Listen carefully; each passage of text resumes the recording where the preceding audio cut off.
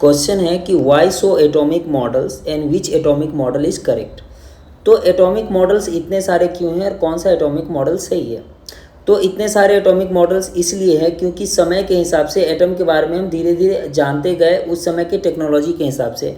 अभी के टेक्नोलॉजी के हिसाब से अगर एटम को देखें तो कुछ ऐसा दिखता है जो कि अभी भी क्लियर पिक्चर हम एटम का नहीं देख पा रहे हैं। तो बात करें डाल्टन्स एटॉमिक मॉडल जो सबसे पहले दिया गया था, उसमें यह बताया गया था कि कोई भी ऑब्जेक्ट एक छोटे पार्टिकल से मिलकर बना है जिसको एटम बोलते हैं। उस समय इलेक्ट्रॉन और प्रोटॉन या न्यूट्रॉन की डिस्कवरी नहीं हुई थी।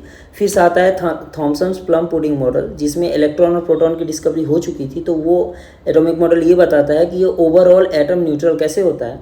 फिर आता है रदरफोर्ड एटॉमिक मॉडल, ये बताता है कि उसमें एक न्यूक्लियस होता है और वो न्यूक्लियस बहुत ही छोटा और बहुत ही ज़्यादा डेंस होता है।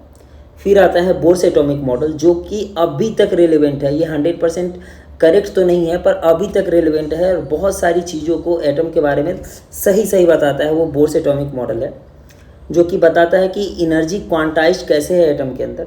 नेक्स्ट है क्वांटम मैकेनिकल एटॉमिक मॉडल, जो कि एक कम्प्लेक्स मैथमेटिकल इक्वेशन से इलेक्ट्रॉन का बिहेवियर, इलेक्ट्रॉन क्लाउड के बारे में, प्रोबेबिलिटी डिस्ट्रीब्यूशन के बारे में, ये सब के बारे में बताता है। तो ये क्वांटम मैकेनिकल मॉडल सबसे एक्यूरेट है और सबसे कम्प्लेक्स है, इसलिए हम अदर एटॉमिक मॉडल्स को भी पढ़ते हैं और स्पेशली बोर्स जो एटॉमिक मॉडल है उसको पढ़ते हैं, क्या है कि वो बहुत हद तक सही है और बहुत सारे चीज़ों को सही से बता देता है और बच्चे आसानी से उसको समझ भी जाएंगे।